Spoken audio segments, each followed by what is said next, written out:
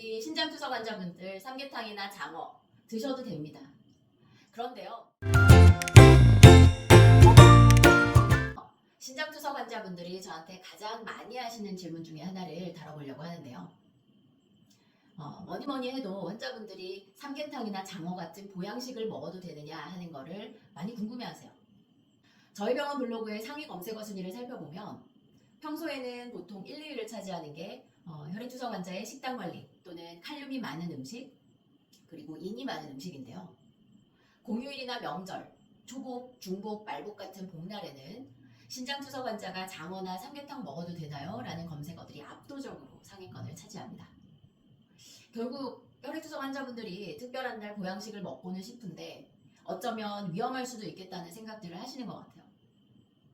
그래서 오늘은 신장투석 환자의 보양식 섭취에 대한 얘기를 해보려고 합니다. 검색 포털에 신장까지만 검색을 해도 가장 높은 순위에 올라오는 검색어가 신장에 좋은 음식, 그리고 신장에 안 좋은 음식입니다. 사실 먹고 사는 게 중요하다 보니까요. 환자분들이 일단 내가 몸이 어디가 안 좋다라는 얘기를 듣게 되면 가장 먼저 내가 뭘 먹어야지만 이 병이 좋아질 것인지, 또 뭘 먹지 말아야 할지 궁금해하시는 건 자연스러운 현상이라고 생각합니다. 이거는 비단 신장병 환자들뿐만 아니라 다이어트를 계획하고 있거나 당뇨병 환자들에서도 공통적으로 나타나는 현상인데요. 다이어트나 당뇨를 검색 포털에 검색해보면 다이어트에 좋은 음식, 그리고 당뇨에 좋은 음식이 가장 높은 순위를 차지하고 있는 것을 알 수 있습니다. 근데 다이어트에 가장 좋은 게 뭘까요? 뭘 먹어서 살이 빠지는 게 가능할까요? 오히려 뭔가를 덜 먹고 안 먹고 그래야지만 살이 빠지겠죠. 이기주 작가의 언어의 온도라는 책에 이런 대목이 나옵니다. 사랑이란 상대가 싫어하는 것을 하지 않는 것이다. 신장병 역시 딱 마찬가지인데요. 신장병 환자분들께 가장 중요한 것 역시도 신장에 좋은 무슨 음식을 먹는 것보다는 신장이 싫어하는 음식을 먹지 말아야 된다는 건데, 아시겠지만 신장투석의 종류에는 혈액투석과 복막투석이 있죠. 그리고 신장투석 환자의 한 80% 정도가 혈액투석 치료를 받고 계십니다.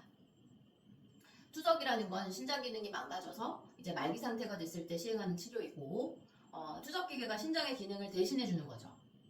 그러니까 신장이라는 장기는 우리 몸에 노폐물과 잉여 수분을 걸러서 소변을 만들고 또 배설하는 장기인데, 이러한 신장이 제 역할을 못하게 되다 보니까 투석 기계가 대신해서 그 역할을 하는 것이다, 이렇게 생각하시면 되겠고요. 신장 투석을 처음 시작할 때는 소변량이 원래 내가 보던 소변량이랑 비슷하게 유지되는 분들도 계십니다. 즉 투석 초반에는 소변량이 유지되고 또 그럴 때는 내 체내에 있던 잉여 수분이 소변으로 빠질 수 있는 상태인 거죠. 그렇지만 투석 연차가 점점 올라가다 보면요, 소변량이 점점 줄다가 나중에는 소변이 안 나오는 경우가 대부분이죠. 그렇기 때문에 소변이 안 나오는 신장투석 환자들이 물을 너무 많이 드시게 되면 몸 밖으로 배출이 안 되니까 폐나 심장에 물이 쌓이고 또 부종이 생기게 되는 거죠. 신장투석 치료를 받고 있다는 것 자체가 내 신장의 성능이 15% 아래로 떨어져서 노폐물을 충분히 못 빼고 또 노폐물이 몸에 많이 쌓일 수 있다는 것을 의미합니다. 따라서 신장투석 환자들은 항상 요독이나 체내 노폐물이 피를 타고 온몸을 순환할 수 있다는 걸 잊으시면 안 됩니다. 그 중에서도 몸에 쌓여서 배출이 안 됐을 때 가장 치명적인 게 바로 물, 소금, 칼륨, 인인데요. 우리 신장투석 환자분들은 무슨 음식을 드시건 간에 이 음식이 혹시 아예 먹지도 말아야 되는 음식은 아닌지 그거 먼저 확인을 하셔야 됩니다. 신장투석 환자에게 금기가 되는 음식인지를 판단한다는 건 사실 고려할 사항들이 굉장히 많기 때문에 투석 주치의 선생님께 여쭤보는 게 가장 안전하고 편한 방법이긴 합니다. 오늘 신장투석 환자가 보양식을 먹어도 되는지 이런 거를 다루기로 했는데, 이제 신장투석 환자분들이 꼭 지키셔야 할 식사 원칙, 그리고 꼭 오늘 신장투석 환자분들이 보양식을 먹어도 되는지를 다루기로 했는데, 그에 앞서서 신장투석 환자분들의 식사 원칙, 그리고 피해야 되는 음식, 이런 것들 먼저 말씀을 드리는 건요, 어떤 음식을 먹기에 앞서서 우리 신장투석 환자가 이 음식을 먹어도 될 것인가 하는 것을 판단하려면 기본적인 식사 원칙에 대한 개념이 서 있어야 되기 때문입니다. 먼저 물과 소금에 대해서 말씀을 드릴 텐데요. 짠 음식을 많이 드시지 말라고 말씀드리는 이유는요. 소금이 물을 굉장히 잘 빨아들이기 때문에 짠 음식을 많이 먹게 되면 삼투압 효과로 인해서 혈관 내 수분량이 증가하고 또 결과적으로는 심장이나 폐에 물이 쌓이거나 또 먼저 물과 소금에 대해서 말씀을 드릴 텐데요. 짠 음식을 많이 드시지 말라고 말씀드리는 이유는요. 소금이 물을 굉장히 잘 빨아들이기 때문에 짠 음식을 많이 먹다 보면 삼투압 효과로 인해서 혈관 내 수분량이 증가하고 결과적으로는 심장이나 폐에 물이 쌓이거나 또 전신 부종이 생기기 때문이죠. 뿐만 아니라 고혈압과 신장 기능을 악화시키기 때문에 가급적이면 싱겁게 드시는 게 좋습니다. 외식은 보통 간이 짜기 때문에 가급적 직접 조리해서 드실 것을 추천드리고 또 투석 환자가 하루에 먹을 수 있는 나트륨 권장량은 2g, 이걸 소금으로 환산하면 한 5g 정도 되는데 즉 짜고 국물이 많은 음식은 폐나 심장에 물이 차고 또 부종을 유발할 수 있으니까 조심하는 게 좋겠죠. 다음으로 우리 투석 환자분들한테 치명적인 성분이라고 할 수 있는 게 칼륨인데요. 이 투석 환자에게 칼륨은 왜 치명적일까요? 일반적으로 신장병 환자가 아닌 건강한 사람들에게는 칼륨이 붓기도 빼주고 또 칼륨이 많은 음식을 먹게 되면 나트륨 배출에 효과적이라고 알려져 있죠. 하지만 투석 환자들은 칼륨이나 노폐물이 신장을 통해서 소변으로 배설되지 않기 때문에 청국장이나 바나나, 토마토, 생과일, 생야채 같이 칼륨이 많은 음식을 왕창 드시게 되면 고칼륨 혈증에 빠지게 됩니다. 고칼륨 혈증에 빠지면 부정맥이 생기거나 갑자기 의식을 잃고 심장마비에까지 이를 수 있기 때문에 굉장히 위험하죠. 그렇기 때문에 신장투석 환자에게 권장되는 1일 칼륨 섭취량이 2g까지인 거고요. 칼륨은 특히 생과일이나 생야채에 많고 바나나, 토마토, 청국장, 꽃감 이런 음식에 대표적으로 많이 들어있는데요. 우리 투석 환자분들은 채소를 날 것 그대로 드시기보다는 껍질을 벗겨서 물에 한 2시간 정도 담갔다가 데쳐 드시는 걸 추천드리고요. 그리고 채소를 데쳐 드실 때는 그 데친물을 버리고 채소를 흐르는 물에 한번 헹궈내셔야지만 그 데친물에 섞여있는 칼륨까지도 깨끗하게 세척이 되는 겁니다. 마지막으로 이제 투석 환자분들께 치명적이고 또 주의하셔야 될 성분이 인인데요. 인은 보통 유제품, 초콜릿, 견과류, 인스턴트 식품 이런 데 많은데 인이 너무 많이 쌓이게 되면 혈관에 석회화를 유발해서 심장혈관이 딱딱해지고 또 심각한 심혈관계 합병증을 유발할 수 있기 때문에 주의하셔야 됩니다. 이제 본격적으로 보양식 얘기를 해보겠습니다. 외식 1인분의 영양가 분석표를 살펴보면 삼계탕 1인분을 국물까지 싹싹 비웠을 때 나트륨을 한 1.3g 정도 섭취하게 된다는 것을 알 수 있습니다.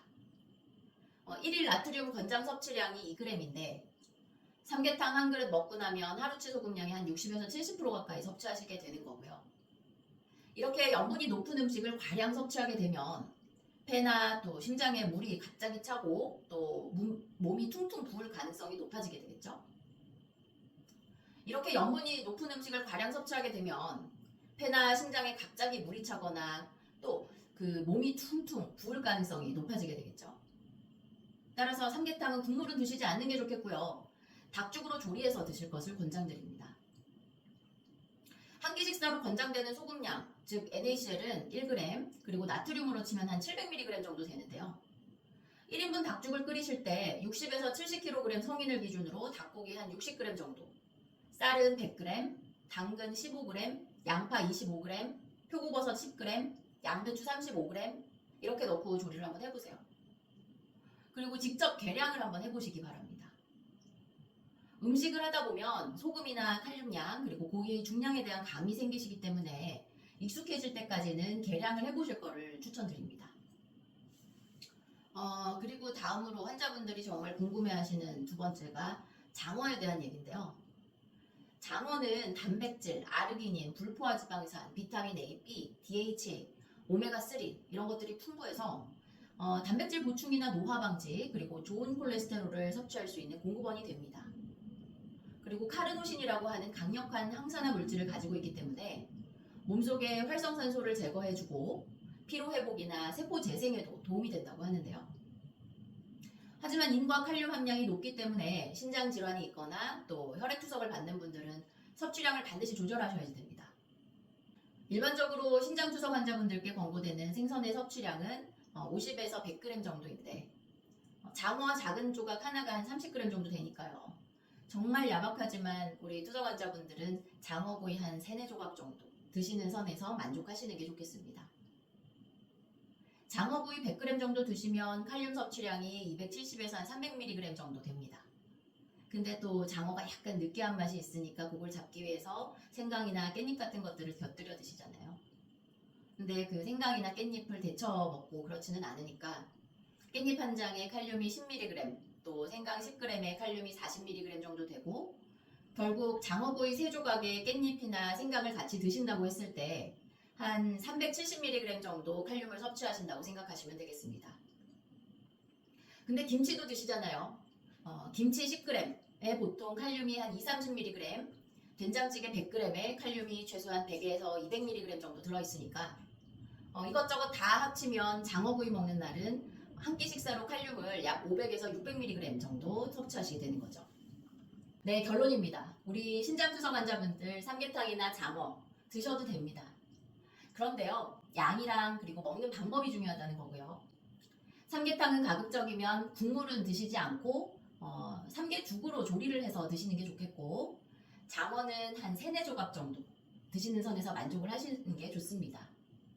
또 깻잎이나 생강을 너무 과량 섭취하지 않도록 주의하시기 바랍니다. 오늘 장어와 삼계탕 섭취에 대한 얘기들을 해봤는데요. 도움이 되셨다면 구독, 좋아요 눌러주시고요. 다음번에 더 유익한 내용으로 찾아뵙겠습니다. 감사합니다.